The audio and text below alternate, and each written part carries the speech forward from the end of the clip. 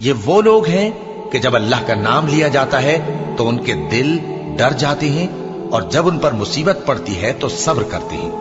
اور نماز آداب سے پڑھتے ہیں،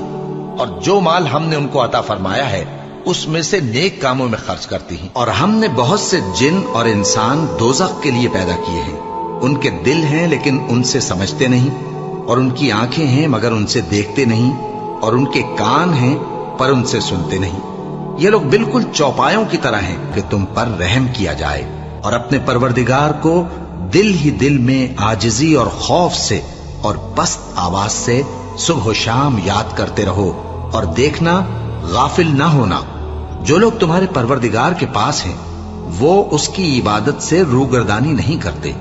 اور اس پاک ذات کو یاد کرتے اور اس کے آگے سجدے کرتے رہتے ہیں۔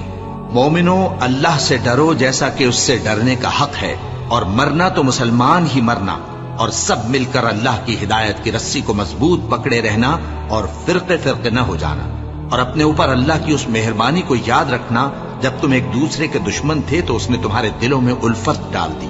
اور تم اس کی مہربانی سے بھائی بھائی ہو گئے،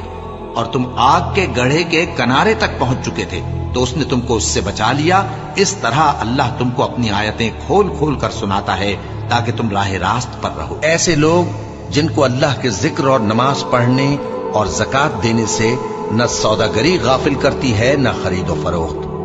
وہ اس دن سے جب دل خوف اور گھبراہٹ کے سبب الٹ جائیں گے اور آنکھیں اوپر چڑھ جائیں گی ڈرتے ہیں، تاکہ اللہ ان کو ان کے اعمال کا بہت اچھا بدلہ دے اور اپنے فضل سے زیادہ بھی عطا فرمائے۔ اور اللہ جس کو چاہتا ہے بے حساب رزق دیتا ہے۔ بھلا تم نے اس شخص کو دیکھا جس نے اپنی خواہش کو اپنا معبود بنا رکھا ہے